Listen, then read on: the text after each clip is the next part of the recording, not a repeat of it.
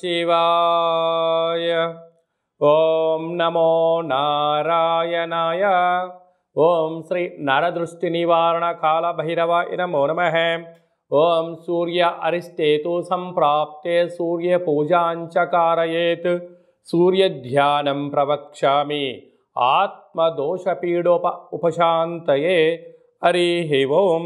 మా ఛానల్కి స్వాగతం. చూస్తున్న వీక్షకులకు ప్రేక్షకులకు ప్రియ కాళభైరవ భగవద్బంధులకి స్వాగతం పలుకుతూ మమ్మల్ని ఎంతగానో ఆదరిస్తూ ఉండబడినటువంటి ప్రియ సోదరీమణులకు సనాతన ధర్మ సంరక్షకులకు వీక్షకుల అందరిపైనను సూర్య భగవానుడి యొక్క ఆశీస్సులు ఉండాలని నిత్యము అందరినీ ఆయురారోగ్యాలుగా కాపాడాలని కోరుకుంటూ 17వ తారీఖు 12వ నెల 2023 నుండి 14 జనవరి 2024 వరకు ఏడాది తర్వాత ధనుసు రాశిలో సంచారం చేయనప్పుడు ఎలాంటి ఫలితాలు ఉంటాయో సవివరంగా సంపూర్ణంగా తెలుసుకుందాం. సింహరాశి వారికి రవి భగవానుడు పంచమ స్థానంలో ధనుసు రాశిలో ఏడాది తర్వాత సంచారం చేయనప్పుడు ఎలాంటి ఫలితాలు ఉంటాయో సవివరంగా క్లుప్తంగా తెలుసుకుందాం. సింహరాశిలో ఏ నక్షత్రంలో వస్తారగా మఖా నక్షత్రంలోని 4 పాదాలు, పుబ్బా నక్షత్రంలోని 4 పాదాలు, ఉత్తరా నక్షత్రంలోని 1 పాదం కలిపితే సింహరాశి అవడం జరుగుతుంది. సింహరాశి ఒక అధిపతి రవి. ఆ రవి భగవానుడు ఏడాది తర్వాత ధనుసు రాశిలో సంతాన స్థానంలో సంచారం చేయడం వలన నూతనంగా వివాహమైన వారికి పుత్రిక సంతాన యోగం, పిల్లల యొక్క చదువులు, పిల్లల యొక్క అభివృద్ధి, పిల్లల్ని ఉన్నత స్థాయికి తీసుకురావాలనేటువంటి కోరిక నెరవేరడం, తల్లిదండ్రుల నుంచి వచ్చేటువంటి ప్రభుత్వపు ఉద్యోగాలు రావడం, స్థిరాస్తులలో చరాస్తులలో మార్పులు రావడం, తాత ముత్తాత నుంచి మీకు వచ్చేటువంటి ఆ యొక్క ఆస్తులు సంక్రమించడం, వీరికి విదేశాలకు వెళ్ళాలి అనేటువంటి భద్రతతో కూడుకున్నటువంటి తల్లిదండ్రులతో ఆశీస్సులు మీరు పొందగలిగినట్లయితే మీకు అద్భుతమైనటువంటిది చాలా మంచి కాలము అని చెప్పి గమనించాలి. ప్రధానంగా ప్రభుత్వ ఉద్యోగస్తులు, అలాగే ప్రైవేట్ రంగంలో ఉండబడిన వారు, సాఫ్ట్వేర్ రంగం వారు, గృహ భవన నిర్మాణ కార్యక్రమాలు, వ్యవసాయ సోదరీమణులకు ఇది మంచి యుగము అని చెప్పి మంచి కాలము అని చెప్పి గమనించాలి. గృహంలో నివసించే అందరిపైనను సూర్య భగవానుడి యొక్క ఆశీస్సులు ఉండగలగాలి అన్నట్లయితే ప్రధానంగా సూర్యుడు ఆరోగ్యకారకుడు, ఆత్మకారకుడు, పితృకారకుడు కనుక తల్లిదండ్రుల మాట పిల్లలు వినకపోవడం, పిల్లలు సక్రమంగా చదువుకోకపోవడం, వేళకు తిండి తినకపోవడం, నిద్ర పోకపోవడం, అనారోగ్య సమస్యలు తెచ్చుకోవడం, ఈ మధ్యకాలంలో ప్రధానంగా మొబైల్ని రాత్రిపూట టీవీలను అలాగనే కంప్యూటర్ల ముందర గంటల తరబడి కూర్చోవడం వల్ల అనేక మందికి తలనొప్పులు, కంటికి సంబంధించిన సమస్యలు, చర్మ వ్యాధులు, అనేక వ్యాధులు వస్తూ ఉంటాయి. ఇలాంటి కాల సమయంలో మనము స్వామివారి ఆశీస్సులు ఎలా పొందగలగాలి అన్నట్లయితే సూర్యుడు వచ్చేటువంటి కాల సమయానికి కాలకృత్యాలు తీర్చేసుకొని స్నానం చేసుకొని ఒక రాగి చెంబులో ఒక పిడికెడు గోధుమలను వేసుకొని సూర్యభగవానుడు రాగానే ఓం హ్రాం హ్రీం హ్రౌం సహ సూర్యాయ నమః అనేటువంటి మంత్రాన్ని ఒక 6 సార్లు, కుదిరితే 27 సార్లు, కుదిరితే 108 సార్లు మంత్రాన్ని ఉచ్చరింపచేసినట్లయితే సంపూర్ణంగా సూర్యుడి యొక్క ఆశీస్సులు కలిగి వీరికి కంటి సమస్యలు, దేహ సమస్యలు, ఆత్మ సమస్యలు, పితృదోష నివారణ కలుగుతుందని చెప్పి గమనించాలి. అలాగా చాలామంది యంత్రాలతో, ఆయుధాలతో పనిచేయడం కానీ పరుసుల ప్రభావంతో ఉండబడిన వారు స్వామివారి ఆశీస్సులు ఇంకనూ అదనంగా కావాలి అన్నట్లయితే ప్రతి ఆదివారం పూట ఉదయం 6 గంటల నుంచి 7 గంటల వరకు రవి హోర జరుగుతుంటుంది.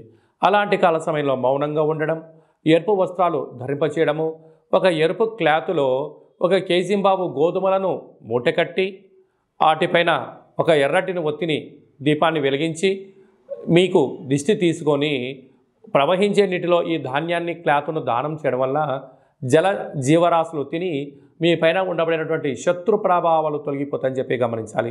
అలా కుదరలేదు, ఈ యొక్క గోధుమల్ని నీటిలో నానబెట్టి గోమాతకు ఆహారం ఏర్పాటు చేయండి. అలా కుదరలేదు, బ్రాహ్మణుడికి దానం చేయండి, అద్భుతమైన ఫలితం కలుగుతుంది. ఇదల్లా కాదండి, మా వల్ల అయ్యేటువంటి పరిస్థితి లేదు, ఈ పని యొక్క ఒత్తిడిలో నేను ఆరోగ్యాన్ని సక్రమంగా కాపాడుకోలేకపోతున్నాను, మానసిక వేదంతో ఉన్నాను, నిద్రలేని రాత్రులు గడుపుతున్నాను అనేటువంటి పరిస్థితులు కలిగినటువంటి వారందరికీ కూడా ఒక అద్భుతమైనటువంటి రెమెడీ ఏమిటయ్యా అనగా ప్రతిరోజు స్నానం చేసేటప్పుడు ఒక చిటికెట్ని గోధుమలను అందులో వేసి ఆ నీటితో స్నానం చేయడము ఆరోగ్య యోగము. అలాగనే ఈ యొక్క నవగ్రహ రవి వృక్షకల్ప దేవత అంటారు. అంటే ఎక్కడైతే వృక్షం ఉంటుందో అక్కడ సస్యశ్యామలంగా ఉంటుందని మనకు తెలుసు. అలాగా ఈ యొక్క రవిగ్రహ కల్పవృక్ష దేవతను గృహంలో కానీ, ఆఫీస్లో కానీ, కారులో కానీ, ఫ్యాక్టరీలో కానీ, కర్మాగారాల్లో ఉంచుకొని ప్రతిరోజు ఒక 6 సార్లు ఓం హ్రాం హ్రీం రోం సహ సూర్యాయ నమః అనే మంత్రాన్ని ఉచ్చరింపచేసుకొని 2 అగరబత్తులు వెలిగించేసి ఈ వృక్షదేవత యొక్క చుట్టూ తిప్పినట్లయితే ఆ గృహంలో నిత్యము ఆయురారోగ్యాలు, ఆనందము, పితృదోషము, అలాగే ఆత్మకు సంబంధించిన దోషాలు, అనారోగ్యము, వాహన ప్రమాదాలు అలాంటివన్నీ కూడా నివారించబడి ఆరోగ్యం భాస్కరాదిత్య అన్నట్టుగా సూర్యభగవానుడు నిత్యము మన ఇంట్లో ఉంటూ ఆయన ఆశీస్సులు మన మీద ప్రసాదించడం జరుగుతుంది. కనుక ఆసక్తి గలవారు ఈ యొక్క కింది నెంబరు సంప్రదించి ఆ నవగ్రహ రవి వృక్షకల్ప దేవతను సొంతం చేసుకోగలరు. అలాగనే మీ వ్యక్తిగత జాతకం తెలుసుకోవాలనుకుంటున్నారా? మీరు పుట్టినటువంటి తేదీ, నెల, సంవత్సరం, పుట్టిన సమయాన్ని రాసి మీరు వాట్సాప్లో పంపించగలిగినట్లయితే మీరు పుట్టినప్పుడు గ్రహ గమనాలు ఎలా ఉన్నాయి, ప్రస్తుతం ఎలా ఉంటున్నాయి, రాబోయే కాలంలో ఎలా ఉండబోతున్నాయో సవివరంగా సంపూర్ణంగా 100 సంవత్సరాల జాతకాన్ని వ్రాసి పంపించి మీకు ఎక్స్ప్లెయిన్ చేసి చెప్తూ మిమ్మల్ని ఆధ్యాత్మికమైన కోణంలో ఉన్నత స్థితికి తీసుకొచ్చేంత వరకు సలహాలు సూచనలు ఇవ్వడం జరుగుతుంది. చాలామందికి పుట్టినటువంటి కాల సమయంలో డేటా బర్త్లు లేనటువంటి ఏకైక కారణం చేత మీ పేరు యొక్క మొదటి అక్షరాన్ని అనుసరిస్తూ మీ యొక్క ముఖ కవళికలను, హస్తరేఖలను చూసి గవ్వల ద్వారా కాళభైరవ ఉపాసన చేత భూత, భవిష్యత్, వర్తమానాన్ని తెలియజేయడం జరుగుతుంది. అలాగా మీ అబ్బాయికి కానీ అమ్మాయికి కానీ ఎంతగా చూసినా పెళ్లి సంబంధాలు కుదరడం లేదా? ఎందుకు కుదరట్లేదు? ఎలాంటి అబ్బాయిని ఎలాంటి అమ్మాయిని వరుడుగా వధువుగా తెచ్చుకోవాలి?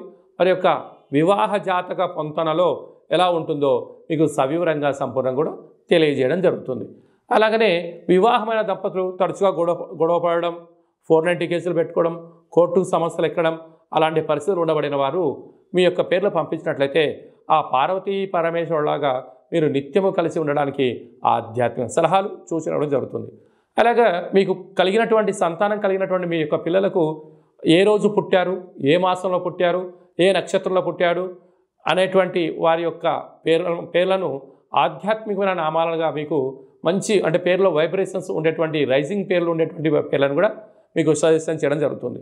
అలాగనే కాళభైరవ మంత్ర సాధన చేయాలనుకుంటున్న వారు కానీ, కాళభైరవ మంత్ర ఉపాసన చేయాలనుకుంటున్న వారు మన యొక్క దేవాలయంలో ఆధ్యాత్మికమైనటువంటి మీకు మంత్ర ఉపదేశాన్ని కూడా చేయడం జరుగుతుంది.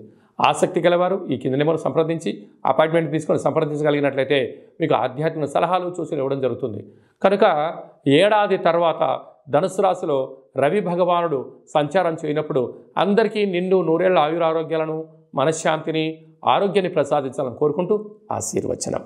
ఓం శతమానం భవతి శతాయ పురుష సతేంద్రియ ఆయుష్యేవేంద్రియే ప్రతిష్టతి ధనం ధాన్యం బహుపుత్రలాభం శత సంవత్సరం దీర్ఘమాయు నిత్యం సూర్యనారాయణ దేవత అనుగ్రహ ఆయురారోగ్య ఐశ్వర్య ప్రసాద సిద్ధిరస్తు. ఈ వీడియో మీకు నచ్చినట్టయితే లైక్ చేయండి, షేర్ చేయండి, మా ఛానల్ని సబ్స్క్రైబ్ చేసుకోండి. మేము చేస్తున్న ఆధ్యాత్మిక వీడియోలు అందరికన్నా ముందుగా మీరు చూడాలి అన్నట్టయితే గంట సింబల్ ప్రెస్ చేయండి, అలానే బటన్ కూడా తెలియచేయండి. ఈ భక్తి సమాచారాన్ని భగవద్బంధులకు, మిత్రులకు, స్నేహితులకు చేరవేసి సూర్య భగవానుడి యొక్క ఆశీస్సులు పొందండి.